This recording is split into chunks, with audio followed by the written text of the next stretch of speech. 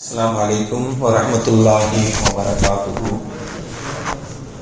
الحمد لله والصلاة والسلام على رسول الله.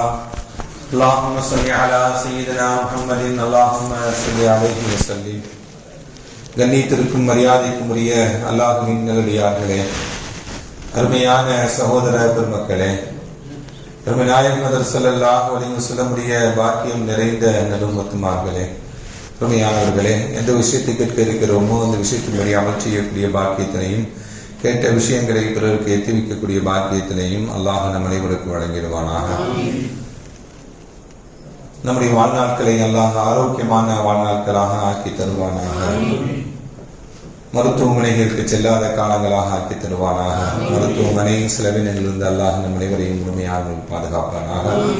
எல்லா விதமான ஆபத்துகள், விபத்துகள், பலாய் முசீபத்துகள், பரவக்கூடிய தொற்று நோய்கள், அனைத்து விதமான பாவ செயல்களிலிருந்தும் அல்லாஹ் நம் அனைவரையும் முழுமையாமல் பாதுகாத்து நிம்மதியான, அமைதியான, ராகத்தான, சந்தோஷமான, மகிழ்ச்சியான வாழ்க்கையை உலகத்திலும் நாளை மறு உலகத்திலும் அல்லாஹ் அளவில்லாமல் வழங்கிடுவானாக.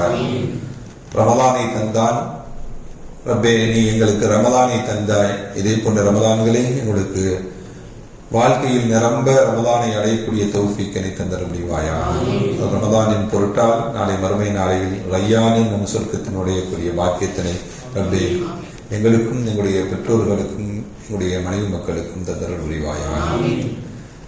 இந்த ரமலானின் பொருட்டால் நாளை மறுமை நாளில் ஜன்னத்துல் ஃபிர்தௌஸில் நபிகள் நாயகம் ஸல்லல்லாஹு அலைஹி வஸல்லம் அவர்களுடன் சேர்ந்து ஒன்று கூடக்கூடிய பாக்கியத்தினை தந்தர முடிவாயா என்று இந்த நல்ல நேரத்தில் துஆ செய்து துவங்குகிறேன். அருமையானவர்களே, அல்லாஹ்வுடைய மாபெரும் கிருபையினால்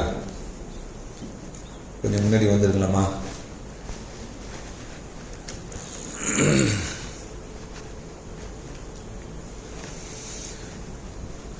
அல்லாஹ்வுடைய மாபெரும் கிருபையினால் அல்லாஹ் நமக்கு ரமலானை தந்தான். முக்கம்மலாக பரிபூரணமாக 30 நோன்புகளையும் தந்திருக்கிறான். 30 தராபீகளை நாம் நிறைவு செய்திருக்கிறோம். அல்ஹம்துலில்லாஹ், அல்ஹம்துலில்லாஹ், அல்ஹம்துலில்லாஹ். ஒரு மனிதனுடைய வாழ்க்கை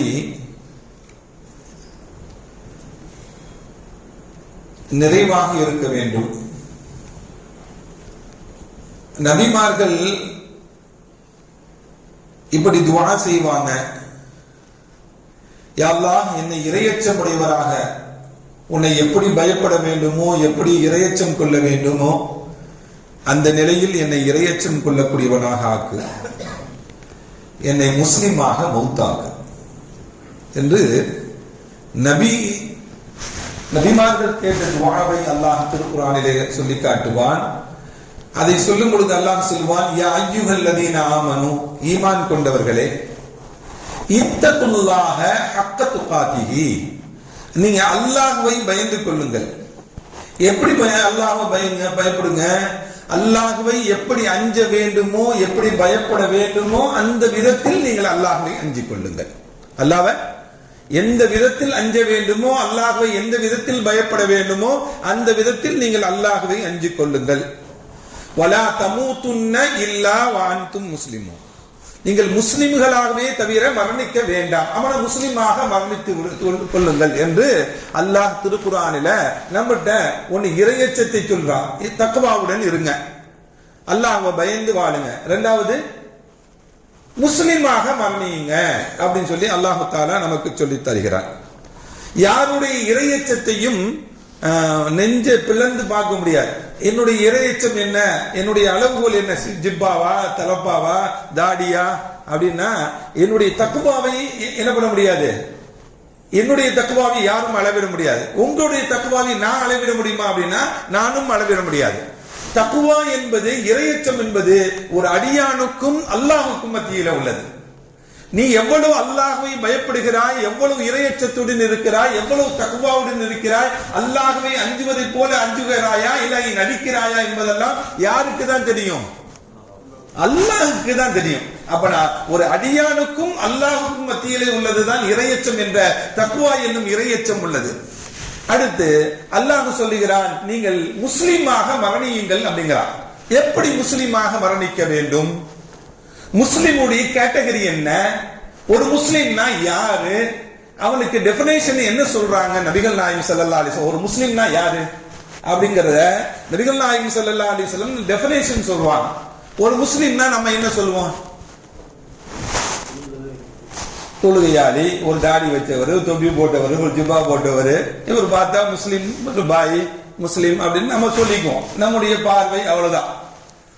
ஆனா நபிகள் நாயகம் ஸல்லல்லாஹு அலைஹி வஸல்லம் அவங்க ஒரு முஸ்லிமுக்கு டெஃபினேஷன் கொடுக்கும் பொழுது தாடியை சொல்லல, ஜிப்பாவை சொல்லல, ஒரு தொழுகையாளி என்று சொல்லல, ஒரு நோன்பாளி என்று சொல்லல, ஒரு ஹஜ் செய்யக்கூடியவர் என்று சொல்லல, தானம் தர்மம் செய்யக்கூடியவர் என்று சொல்லவில்லை.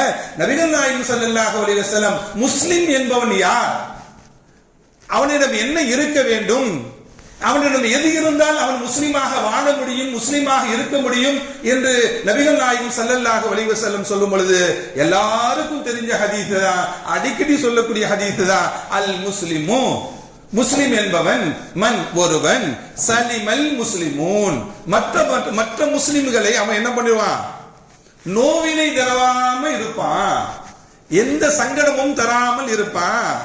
எதிலிருந்து? ரெண்டு விஷயங்களிலிருந்து. மில் லிசானிஹி, தன்னுடைய நாவினால் யாருக்கும் நோவினை தர மாட்டான். வயதிஹி, தன்னுடைய கரத்தினால் யாருக்கும் நோவினை தர மாட்டான். ரெண்டு தான் சொல்றாங்க நபிகள் நாயகம் ஸல்லல்லாஹு அலைஹி வஸல்லம். ஒரு முஸ்லிம்னா யாரு? தன்னுடைய நாவில் யாருக்கும் தொந்தரவு தராதவன் அவன் முஸ்லிம். ஒரு முஸ்லிம் யாரு? தன்னுடைய கரத்தினால் யாருக்கும் தொந்தரவு தராதவன் அவன் முஸ்லிம். இதுதான் முஸ்லிம்களுக்கு டெஃபினேஷன் சொல்றாங்க ஸல்லல்லாஹு அலைஹி வஸல்லம். அப்ப நான் ஒரு முஸ்லிம் எப்படி இருக்க வேண்டும்? எவனுக்கும் தொந்தரவு கொடுக்காம இருக்கணும்.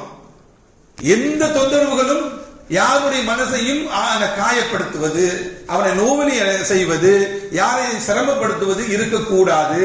அது நாவினாலும் இருக்கக்கூடாது, கரத்தினாலும் இருக்கக்கூடாது என்பதை நபிகள் நாயகம் ஸல்லல்லாஹு அலைஹி வஸல்லம் அவங்க முஸ்லிம் அப்படிங்கிறதுக்கு விளக்கம் சொல்றாங்க. அருமையானவர்களே, ஒரு ஹாலிக்குக்கும் ஒரு மஹ்லூக்குக்கும் உண்டான தொடர்பை தெரிந்து கொண்டால் யாரும் யாரையும் நோவினை செய்ய மாட்டாங்க, கஷ்டப்படுத்த மாட்டாங்க. ஹாலிக்னா யாரு, மஹ்லூக்னா யாரு? ஹாலிக்னா படைக்கக்கூடியவன், மஹ்லூக்னா படைக்கப்பட்டது. படைக்கக்கூடிய ரப்புக்கும் படைக்கப்பட்ட மனிதர்களுக்கும் மத்தியில் உண்டான தொடர்புகள். ஒரு மனிதனுக்கு நீ உதவி செய்தாய், அல்லாஹ்வுக்கே உதவி செய்ததை போல ஆகும். ஒரு மனிதனை அவனுக்கு நோய் நொடியுடன் இருந்தால் அவனை நோய் நலம் விசாரித்தால் அல்லாஹ் நோய் நலம் விசாரித்ததாகும். ஒரு மனிதனுடைய சிரமத்தை நீ போக்கினால் அல்லாஹ்வுக்கே உதவி செய்ததை போல ஆகும் என்பதெல்லாம் ஹதீஸில் வரக்கூடிய செய்திகளாக இருந்தாலும், அப்ப நான் ஒரு மனிதனை நீ நோவினை செய்யாமல் கஷ்டப்படுத்தாமல் இருந்தா என்ன, அல்லாஹ்வுடைய விஷயத்துல நீ எந்த சிரமத்தை ஏற்படுத்துறன்னு அர்த்தம். அப்படிதான். நீ ஒரு அடியானுடைய கஷ்டத்தை நீ நீக்கினால் அல்லாஹ் உன் கஷ்டத்தை நீக்கிறான் அப்படிங்கிறான். ஒரு அடியானுக்கு நீ உதவி செய்து கொண்டிருந்தால் அல்லாஹ் உனக்கு உதவி செய்கிறான் என்றான். ஒரு அடியானுக்கு நீ உதவி செய்யக்கூடிய காலங்கள் எல்லாம் அல்லாஹ் உனக்கு உதவி செய்யக்கூடிய ஒரு நபரை நியமிக்கிறான், அல்லாஹ் உதவி செய்து கொண்டிருக்கிறான் என்று நபிகள் நாயகம் ஸல்லல்லாஹு அலைஹி வஸல்லம் சொல்றாங்க. அப்படின்னா என்ன, இந்த உலகத்துல வாழக்கூடிய சமயத்துல பிற மனிதர்களுக்கு எவ்வளவு உதவி செய்ய முடியுமோ உதவி செய்து கொண்டிருந்தால் அல்லாஹ்வுடைய புறத்திலிருந்து உதவி கிடைக்கும். மற்றவர்களை நாம நோவினை செய்யாமல் இருந்துட்டாலே அல்லாஹ்வை நோவினை செய்யாமல் இருப்பதே தான். அருமையான பெருமக்களே, இப்படி மனிதனுக்கும் அல்லாஹ்வுக்குண்டான தொடர்பு. மனிதன் யாரு? அல்லாஹ்வினால் படைக்கப்பட்டவன். அல்லாஹ்வினால் படைக்கப்பட்ட ஒரு மனிதனை நீ கஷ்டம் கொடுத்தான் அல்லாஹ் சும்மா விடுவானா? சும்மா விடுவானா? ஒரு தந்தை அவருடைய பிள்ளையை போய் நம்ம அடிச்சிட்டோம், சிரமப்படுத்திட்டோம் அப்படின்னா அவன் தந்தை சும்மா விடுவானா? ஆனா ரப்பு, இந்த அடியானை படைத்த ரப்பு ஒரு அடியானை நோவினை செய்வது, சிரமப்படுத்துவது, கஷ்டப்படுத்துவது, அதை அல்லாஹ் ஏற்றுக்கொள்வானா? ஏற்றுக்கொள்ள மாட்டான். அருமையான பிரபுக்களே, இப்படி ஹாலிக்குக்கும் மஹ்லூக்குக்கும் படைத்தவனுக்கும் படைப்பினங்களுக்கும் மத்தியில் உண்டான தொடர்பை வழங்கி கொண்டாலே என்ன பண்ண மாட்டாங்க, யாரும் யாருக்கும் எந்த விதமான நோவினையும் எந்த சிரமத்தையும் கொடுக்க மாட்டார்கள் என்பதை நாம் நினைவில் வைத்துக் கொள்ள வேண்டும். அருமையான பிரபுக்களே, ஸல்லல்லாஹு அலைஹி வஸல்லம் சொல்லும்போது கையையும் நாக்கையும் சொல்றாங்க. கையிலிருந்து சலாமத்து பெற வேண்டும், நாவிலிருந்து சலாமத்து பெற வேண்டும். கையை விட நாவு ரொம்ப ஆபத்தானதுங்க. கையை விட நாக்கு இருக்குல்ல, நாக்கு என்பது ரொம்ப ஆபத்தானது. அதனாலதான் ஸல்லல்லாஹு அலைஹி வஸல்லம் இந்த ஹதீஸ்ல சொல்லும் பொழுது கையை விட மின் லிசானிஹி வ யதிஹி, முதல்ல நாக்க சொல்றாங்க, அதுக்கு அடுத்து கையை சொல்றாங்க. முதல்ல கையை சொல்லிட்டு அந்த நாக்க சொல்லலாம்ல, அப்படி சொல்லாம முதல்ல நாக்கை சொல்லிவிட்டு அதற்கு கையை சொல்வதற்கு காரணம் என்ன? கையை விட, கையால் ஒரு ஆளை அடிப்பதை விட நாவினால் மற்றவங்களுக்கு தொந்தரவு கொடுக்கக்கூடியது எவ்வளவு பெருசு என்பதுதான் ஸல்லல்லாஹு அலைஹி வஸல்லம் தன்னுடைய வார்த்தையில் நாக்கை முற்படுத்தி இந்த ஹதீஸை சொல்றாங்க என்று பெருமக்கள் நமக்கு சொல்லி காட்டுறாங்க. இந்த நாக்கு இருக்குல்ல, நாக்கு இங்க முன்னாடி உள்ளவனையும் திட்டும், பின்னாடி உள்ளவனையும் திட்டும், இன்னொரு ஊர்ல உள்ளவனையும் திட்டும், அப்படிதானே? இந்த நாவு எல்லாத்தையும் பேசும், மௌத்தா போனால கூட பேசும். அந்த நாக்கு பேசாம இருக்குமா? இந்த நாக்கு முன்னால உள்ளவனை மட்டும் இல்ல, பின்னால உள்ளவனையும் பேசும், தூர தொலைவில் உள்ளவனையும் பேசும், இந்த உலகத்தை விட்டு மரணித்தவனை பற்றியும் பேசிக் கொண்டிருக்கும் நாவு. ஆனால் கை என்பது முகத்துல உள்ள பக்கத்துல இருந்தா தான் அடிக்குமா. ஆனா இன்னைக்கு லேட்டஸ்டா பார்த்தோம் அப்படின்னா இந்த கையை வச்சு நிறைய டைப் பண்றது, வாட்ஸ்அப்ல மற்றவங்களை பத்தி பொருளை அனுப்புறது, இது கை செய்யக்கூடிய வேலை தானே இது, இப்படின்னு வச்சுக்கலாம். அதனால கை செய்யக்கூடிய தொந்தரவுகளை விட மற்ற மனிதர்களுக்கு நாவு செய்யக்கூடிய தொந்தரவுகள் நிறையும் என்பதற்கு தான் நபிகள் நாயகம் ஸல்லல்லாஹு அலைஹி வஸல்லம் தன்னுடைய ஹதீஸில் நாவை முற்படுத்தி சொல்லுகிறார்கள் என்று பெருமக்கள் நமக்கு விளக்கி சொல்றாங்க. அருமையான பெருமக்களே, தமிழ்ல கூட இப்படி ஒரு பழமொழி சொல்வாங்க, தீயினால் சுட்ட புண் சொல்லுங்க உள்ளாரும் ஆறாதே நாவினால் சுட்டவடு. தீயினால காயம் ஏற்பட்டுன்னா சீக்கிரம் ஆறிடும், தீயினால காயம் ஏற்பட்டுச்சுன்னா ஆயிடும், அந்த காயம் ஆயிடும். ஒரு வார்த்தையினால் ஒரு ஆளை காயப்படுத்தி விட்டால் அவன் உள்ளத்தில் உள்ள காயம் ஆறவே ஆறாது என்று பழமொழி சொல்லக்கூடிய வார்த்தையும் என்னதான் இதுதான்.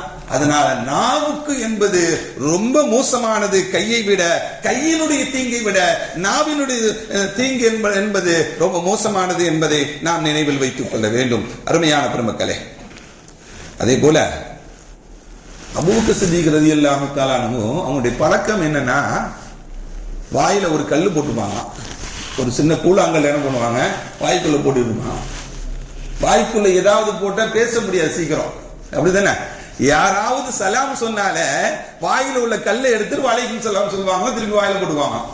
ஏனென்றால் யாரையும் இந்த நாவு நோவினைப்படுத்தி விடக்கூடாது, சிரமப்படுத்தி விடக்கூடாது, கஷ்டத்தை ஏற்படுத்தி விடக்கூடாது என்பதற்காக வேண்டி அபூபக்கர் சித்திக் ரலியல்லாஹு தஆலா அவங்க இப்படி செய்வாங்க.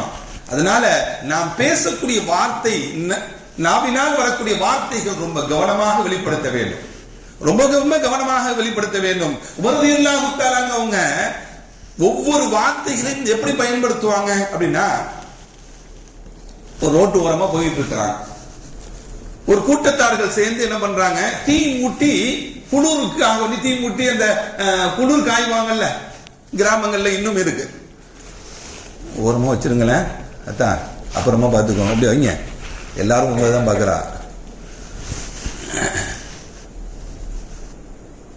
ஒரு தெருவோரமா போறாங்க, குளிர் காய்வதற்காக ஒரு கூட்டத்தார்கள் என்ன பண்றாங்க, தீ மூட்டி குளிர் காய்த்து கொண்டிருக்கிறார்கள். அவங்கள கூப்பிடணும், அங்க யாரு அப்படிங்கிற குறிப்பிட்ட ஆள் தெரியல, என்ன பண்ணுவோம், தீயை மூட்டி கொண்டு இருக்கவங்கள வாங்கலும் கூப்பிடலாம், அப்படிதானே? அப்படிதானே? அப்படித்தானே கூப்பிடணும். ஆனா உமர் ரலியல்லாஹு தஆலா அவங்க அவர்களை அழைக்கும் பொழுது யா அஹ்லுன் நார், நெருப்பை மூட்டக்கூடிய நெருப்புடன் இருக்கக்கூடியவர்களே வாங்க அப்படின்னு சொல்லி கூப்பிடல. எவ்வளவு வாசகத்தை எவ்வளவு எவ்வளவு எவ்வளவு சூசகமாக பயன்படுத்துறாங்க பாருங்க. உமர் ரலியல்லாஹு தஆலா அவங்க என்ன பண்ணாங்க அப்படின்னா, இப்படி கூப்பிடுறாங்க. எப்படி கூப்பிடுறாங்க, நெருப்பை மூட்டக்கூடியவங்களை பார்த்து நீங்க யா அஹ்லு லவ், லவ் அப்படின்னா ஒளின்னு அர்த்தம். லவ்னா என்னது, ஒளி, வெளிச்சம், வெளிச்சம் உடையவர்களே வாங்கன்னு கூப்பிட்டாங்க. ஏன் அகுலும் நாரும் கூப்பிடாம ஏன் அகுலும் லவ்னு கூப்பிட்டதுக்கு காரணம் என்ன? அகுலும் நாருன்னா என்ன, நம்ம என்னமோ அல்லாஹ் மாத்திட்டுனா மினன்னார், யா அல்லாஹ் நரகத்திலிருந்து எங்களை பாதுகாப்பாயான்னு கேட்கிறோம் இல்ல, உமர் ரலியல்லாஹு தஆலா அன்ஹு அமீருல் மூமினீன் அவங்க நம்மள நரகவாசம் சொல்லிட்டாங்கன்னு சொல்லி யாரும் காயப்பற்ற கூடாது. நெருப்புடையவர்கள் என்ன அர்த்தம்? நரகத்தை உடையவர்கள் அர்த்தம். அது அப்படி யாருடைய உள்ளத்தையும் காயப்படுத்தாமல் இருப்பதற்காக வேண்டி வாசகங்களை என்ன யோசித்து பயன்படுத்துவாங்க சஹாபா பெருமக்கள். அப்படிதான் சஹாபாக்களை ஸல்லல்லாஹு அலைஹி வஸல்லம் உருவாக்குனாங்க என்பதையும் நாம் நினைவில் வைத்துக் கொள்ள வேண்டும். அருமையான பெருமக்களே, உமர் ரலியல்லாஹு தஆலா அவங்க காலித் இப்னு வலீத் என்று சொல்லக்கூடிய ஒரு சஹாபி. அவர் எந்த யுத்தத்திற்கு தலைமை தாங்கினாலும் தளபதியாக இருந்தாலும் அந்த யுத்தம் வெற்றி. அவர் தலைமை தாங்கிட்டாலே என்ன ஆகும்? வெற்றி தான் என்று எல்லாருக்கும் தெரியும். காலித் இப்னு வலீத் ரலியல்லாஹு தஆலா அன்ஹு ஒரு யுத்தத்துக்கு தளபதியாக நின்று யுத்தம் புரிந்து கொண்டிருக்கிறாங்க. ஹஜ்ரத் உமர் ரலியல்லாஹு தஆலா அன்ஹு ஒரு கடிதம் கொடுத்து அனுப்புறாங்க காலித் இப்னு வலீதுக்கு, நீங்கள் தளபதி பொறுப்பில் இருந்து நீங்கிக் கொண்டு இவருக்கு அந்த பொறுப்பை கொடுங்கள் சொல்லி தளபதியை யுத்தம் நடக்கும் பொழுதே மாத்துறாங்க. தளபதிய யுத்தம் நடந்து கொண்டே இருக்கும் பொழுது மாற்றுறாங்க. நம்மள தான் சில பேர் இருப்பாங்கல்ல, சில விஷயங்களை தூண்டி விடுறது. காலித் இப்னு வலீதிட்ட போய் கேட்டாங்க, காலித் இப்னு வலீத் அவர்களே, நீங்க யுத்தத்தில் கலந்து கொண்டா உங்களுக்கு தான் வெற்றின்னு எல்லாத்துக்கும் தெரியும். திடீர்னு என்ன பண்றாங்க, அமீர் மூமின் உங்களை நீக்கிட்டாங்களே, நீங்க உங்க தலைமையில் தான் நீங்கள் சொல்லக்கூடிய வார்த்தைகளுக்கு எல்லோரும் கட்டுப்பட்டார்கள். இப்பொழுது மற்றவர்கள் சொல்லக்கூடிய வார்த்தைக்கு நீங்க கட்டுப்பட போறீங்க. மேல இருந்தவங்க கீழே வந்துட்டீங்க, கீழே உள்ளாலே மேல போயிட்டாங்க. இந்த பதவி இறக்கம் என்பது நீங்க தாங்கிக்க முடியுதா? உமர் செய்தது சரிதானே அப்படின்னு கேட்கும் பொழுது காலித் இப்னு வலீத் ரலியல்லாஹு தஆலா என்ன சொன்னாங்க தெரியுமா? நான் யுத்தம் செய்தது அன லா உகாத்திலு லி அஜலி உமர், நான் யுத்தத்தில் கலந்து கொண்டது, போரில் கலந்து கொண்டது, தளபதியாக நின்றதெல்லாம் நான் உமருடைய காரணத்துக்காக வேண்டி அல்ல, உமர் சொன்னார் என்பதற்காக வேண்டியவல்ல. அனலா உகாத்திலு லி அஜலி உமர், உமருக்காக வேண்டி நான் யுத்தம் செய்யவில்லை. நான் செய்ததனா உகாத்திலு லில்லாஹி தஆலா, நான் அல்லாஹ்வுக்காக வேண்டி தான் நான் சண்டையிட்டேன், நான் அல்லாஹ்வுக்காக வேண்டி தான் இந்த யுத்தத்தில் கலந்து கொண்டேன் என்று சொன்னார். யாருக்காண்டி கலந்துக்கல? உமருக்காக வேண்டி கலந்துக்கல. நானு உமருடைய ரப்புக்காக வேண்டி நான் கலந்து கொண்டேன். உமருடைய ரப்புக்காக வேண்டி நான் தளபதியாக இருக்கும் பொழுதும் உமருடைய ரப்புக்காக வேண்டி நான் யுத்தம் புரிகிறேன். தளபதியாக இல்லாத சமயம் யாருக்காண்டி செய்யறேன்? நானு உமருடைய ரப்புக்காண்டி செய்யறேன்னு சொன்னாங்க. அருமையான பெருமக்களே, ரொம்ப வாசகங்கள் ரொம்ப முக்கியம். சில பேர் நம்மளை தூண்டியும் விடலாம், உணர்ச்சி வசப்படுத்த வைக்கலாம், நம்மளை எதையாச்சும் ஒன்று செய்ய வைக்கலாம். அதுக்கு நாம் என்ன பண்ணக்கூடாது? நாம் செய்யக்கூடிய நற்காரியங்கள் எல்லாம் யாருக்கு தான்? அல்லாஹ்வுக்கு தான் என்று சொல்லிவிட்டாலே இதுல ஈகோ வந்துடாது, இதுல பிரச்சனை வராது, எந்த சிரமங்களும் வராது என்பதுதான் அதற்கு இந்த சஹாபியுடைய காலித் இப்னு வலீத் ரலியல்லாஹு தஆலா அன்ஹுடைய செய்தி நமக்கு சொல்லி காட்டக்கூடிய செய்தி. அதனாலதான் இந்த சஹாபாக்கள் இவ்வளவு பக்குவமாக இருக்கக்கூடிய இந்த சஹாபாக்களை தான் அல்லாஹ் ரலியல்லாஹு அன்ஹும் வரது அன்ஹு, அவர்களும் அல்லாஹ்வை பொருந்திக் கொண்டாங்க, அல்லாஹ்வும் அவர்களை பொருந்திக் கொண்டார் என்று சஹாபாக்களை அல்லாஹ் புகழ்ந்து சொல்லக்கூடிய வார்த்தை என்ன அப்படின்னா இதுதான். அவர்கள்ட்ட என்ன இருக்காது? ஈகோ இருக்காது. யாருக்கு உசுபேத்தி விட்டா அந்த ரணகலம் இருக்காது. அவர்களாகவே இருப்பாங்க. எதை செய்தாலும் அல்லாஹ் அப்படிங்கிற நிலையில செய்வாங்க என்பதுதான் இந்த நிகழ்ச்சி சொல்லித் தரக்கூடிய செய்திகள் எல்லாம் நமக்கு சொல்லித் தரக்கூடிய பாடங்கள். அருமையானவர் மக்களே, ஒரே ஒரு செய்தியை சொல்லி நிறைவுக்கு வருகிறேன். அருமையானவர்களே, அபூபக்கர் சித்திக் ரலியல்லாஹு தஆலா ஏற்கனவே ஒரு நாள் சொல்லியிருப்பேன்னு நினைக்கிறேன். ஒரு இடத்துல உட்கார்ந்து இருக்காங்க, ஸல்லல்லாஹு அலைஹி வஸல்லமும் இருக்கிறாங்க கூட. ஒரு மனிதர் வருகிறார், ஜா ரஜுலுன், ஒரு மனிதர் வந்து அபூபக்கரை திட்டுறார், திட்டிக்கொண்டே இருக்கிறார், கடுமையான திட்டுகிறார். இத ஸல்லல்லாஹு அலைஹி வஸல்லம் பக்கத்துல உட்கார்ந்து சிரிச்சுக்கிட்டு இருக்கிறாங்க. அபூபக்கரை ஒரு ஆள் வந்து திட்டுறாரு, ஸல்லல்லாஹு அலைஹி வஸல்லம் உட்கார்ந்து சிரிக்கிறாங்க. ஒரு ஆள் நம்ம நண்பர்கள் 2 பேர் இருக்கிறோம், ஒரு ஆள் வந்து நண்பரை திட்டம் பொழுது நம்ம உட்கார்ந்து சிரிச்சா என்ன பண்ணுவான்? நம்ம நண்பர் என்னடா நம்மளை திட்டம் பொழுது இவன் சிரிக்கிறான், வருமா இல்லையா? கோபம் தான் வரும். அவனை விட யார் மேல கோபம் அதிகம் வரும்? பக்கத்தில் உட்கார்ந்து இருக்க ஆளை பத்தி தான் நமக்கு கோபம் வரும், அப்படிதானே? ஆனா ஸல்லல்லாஹு அலைஹி வஸல்லம் சிரிச்சுக்கிட்டே இருக்கிறாங்க. இவன் திட்டுறது அதிகமாகிக்கிட்டே போகுது. அபூபக்கர் ஒரு கட்டத்துல என்ன பண்றாங்க, கோபப்பட்டு அவர்கள் திரும்ப திட்ட ஆரம்பிச்சிடறாங்க. அவன் திட்ட வரையும் ரொம்ப நேரம் அப்படி அமைதியாக இருந்தாங்க. ரசூலுல்லாஹ் சிரிச்சுக்கிட்டே இருந்தாங்க. அபூபக்கர் திரும்பவும் திட்ட ஆரம்பித்தவுடன் ஸல்லல்லாஹு அலைஹி வஸல்லம் தன்னுடைய சிரிப்பை நிறுத்தி எஞ்சி போயிட்டான். ஸல்லல்லாஹு அலைஹி வஸல்லம் போனோடனே பின்னாடியே போறாங்க. அபூபக்கர் சித்திக் ரலியல்லாஹு தஆலா யா ரசூலல்லாஹ், ஒரு எதிரி என்னை திட்டுறான், கடுமையா திட்டுறான், நீங்க அவன் திட்ட நீங்க சிரிச்சுக்கிட்டே இருந்தீங்க யா ரசூலல்லாஹ். எனக்கு சிரிச்சதுல எனக்கு ஒண்ணுமே இல்லை, ஆனால் அவன் திட்ட நான் அவனை பதிலுக்கு சொன்னோன்னு நீங்க போயிட்டீங்களே யா ரசூலல்லாஹ், எதுக்கு போனீங்க அப்படின்னு சொல்லி அபூபக்கர் சித்திக் ரலியல்லாஹு தஆலா சொன்னாங்க. ஸல்லல்லாஹு அலைஹி சொன்னாங்க, அவன் உன்னை திட்டும் காலமெல்லாம் அல்லாஹ் 2 மலக்குமார்களை அனுப்பி அந்த 2 மலக்குமார்களும் அவனை சபித்துக் கொண்டிருக்காங்க. அல்லாஹ்வுடைய அடியாரை திட்டக்கூடிய இந்த நிலையில அல்லாஹ் பொறுத்துக் கொள்ளாமல் 2 மலக்குமார்களை அனுப்பி திட்டியவனை சபித்துக் கொண்டிருந்த காட்சி நான் பார்த்து ரசித்து சிரிச்சுக்கிறேன். அவன் உன்னை திட்டுறான்னு சொல்லி நான் சிரிக்கல, நான் எதை பார்த்து ரசித்து சிரிச்சுக்கிறேன், மலக்குமார்கள் 2 மலக்குமார்கள் அவனை சபித்துக் கொண்டிருந்த அந்த காட்சியை பார்த்து நான் சிரித்துக் கொண்டிருந்தேன். நீ திட்ட ஆரம்பிச்சோன்னா மலக்குமார்கள் போயிட்டாங்க, நானும் போயிட்டேன், அவ்வளவுதான். அப்படின்னா என்ன, மத்தவங்க எல்லாம் அசிங்கமா பேசுறாங்கன்னா நம்மளும் அசிங்கமா பேசக்கூடாது. மத்தவங்க திட்டுறாங்க அப்படின்னா, அநியாயமா திட்டுறாங்க அப்படின்னா, அல்லாஹ் ரப்பே நீ பார்த்து கூட விட்டுட்டு போயிட்டா. அதனால கோழையாவும் இருந்துடக்கூடாதுங்க, கோழையாவும் என்ன பண்ணக்கூடாது, இருந்துடக்கூடாது. கழுதையும் தான் பொறுமைக்கு சொல்லுவாங்க. கழுது ஒரு கட்டத்தில் என்ன ஆயிடும், அது லெப்ட் கால காட்டி என்ன பண்ணும், தூக்கி அடிச்சிடும். அதே மாதிரி அப்படியும் இருந்துடக்கூடாது, கோழையாக இருந்துடக்கூடாது. ஆனால் அல்லாஹ் வெறும் பொறுப்பு சாட்ட வேண்டும். அவர் அசிங்கமான ஆள் பேசும் பொழுது நாமும் திருப்பி பேசணும் என்றால் நம்ம என்ன அந்த அசிங்கத்தோடு சேர்ந்ததாக ஆகிவிடும் என்பதற்காக வேண்டி அபூபக்கர் சித்திக் ரலியல்லாஹு தஆலா பதில் சொல்லாதவரை மலக்குமார்கள் அவர்களை சபித்துக் கொண்டிருந்தாங்க. அவங்க பேச ஆரம்பிச்சோன மலக்குமார்கள் போயிட்டாங்க, நானும் போயிட்டேன்னு சொல்லி என்ன பண்ணாங்க, நபிகள் நாயகம் ஸல்லல்லாஹு அலைஹி வஸல்லம் சொன்னாங்க.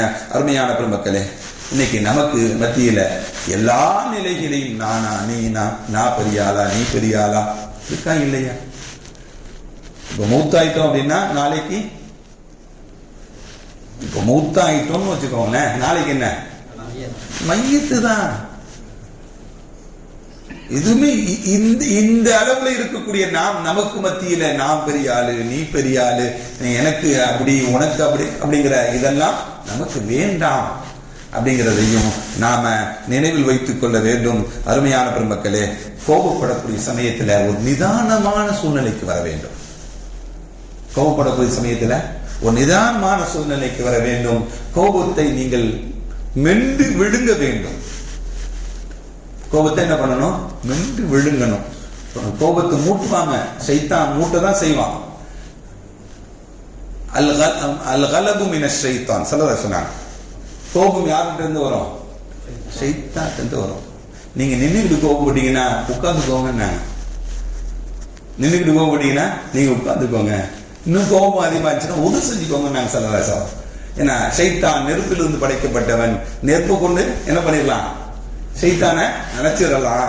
அதனால சில பேர் சண்டை போடும்போது கோபமா பண்ணும்போது கொஞ்சம் தண்ணி கொடுப்பான், பார்த்துருக்கோமா இல்லையா, கொஞ்சம் தண்ணி கொடுப்பான் நீ முதல்ல அப்படிமா, அப்படின்னா கோபம் இறங்கும் அப்படிங்கிறது அர்த்தம். கோபம் இறங்கும் அப்படின்னா, அதனால கோபம் வரக்கூடிய சமயத்துல நாம் நிதானமாக, நிதானம் என்பது அல்லாஹ்வுடைய புறத்திலிருந்து உள்ளது. அல்-கலபு மினஷ் ஷைத்தான் அல்-இனாயத்து மினர் ரஹ்மான் என்று நபிகள் நாயகம் ஸல்லல்லாஹு அலைஹி வஸல்லம் நமக்கு சொல்லி காட்டுறாங்க. அருமையான பெருமக்களே, அதனால கரத்தால் நாவால் யாருக்கும் தொந்தரவு தராதவன் தான் யாரு, முஸ்லிம். அப்படின்னா நாம முஸ்லிமாக வாழணும், முஸ்லிமாக வர்ணிக்கணும் அப்படின்னா என்ன பண்ணணும், இந்த நாவினால் யாருக்கும் தொந்தரவு தரக்கூடாது, இந்த கரத்தினால் யாருக்கும் தொந்தரவு தரக்கூடாது. அப்பதான் நீ முஸ்லிம். நீ முஸ்லிமாக இருந்தால் இருக்கணும்னா என்ன, நீ முஸ்லிமாக வாழ்ந்து, நீ தக்வாவுடையவனாக வாழ்ந்து என்ன இந்த உலகத்தை விட்டு மரணிக்க வேண்டும், அதுதான் உயர்ந்த நிலை என்பதை இந்த குர்ஆன் வசனம் நமக்கு சொல்லி காட்டுகிறது. அருமையான மக்களே, வல்லோன் அல்லாஹ் நம்முடைய அனைத்து நற்காரியங்களையும் கபூல் செய்வானாக. 30 நாட்களாக நாம் தொழுத தொழுகை, நாம் செய்த நல்ல அமல்கள், நாம் செய்த தான தர்மங்கள், நாம் செய்த பிறருக்கு செய்த உதவிகள், நாம் செய்த பிறருக்கு செய்த புன்னகைகள், நாம் செய்த பிறருக்கு செய்த எல்லா நற்காரியங்களையும் அல்லாஹ் கபூல் செய்வானாக. இதே போன்ற ரமதான்களை நம்முடைய வாழ்க்கையில் நிரம்ப சந்திக்கக்கூடிய பாக்கியத்தினை அல்லாஹ் நம் அனைவருக்கும் தந்தரல் புரிவானாக. இந்த ரமதானில் எப்படி அமல்கள் செய்தோமோ அதை விட அடுத்தடுத்த வருடங்களில் நிரம்ப அமல்கள் செய்யக்கூடிய நல்ல தௌஃபீக்கினை அல்லாஹ் நம் அனைவருக்கும் தந்தரல் புரிவானாக. பிஹக்கி சய்யிதனா முஹம்மதின் வ ஆலிஹி வ ஸஹ்பிஹி அஜ்மஈன் வல்ஹம்துலில்லாஹி ரப்பில் ஆலமீன். ஸல்லல்லாஹு அலைஹி வஸல்லம்.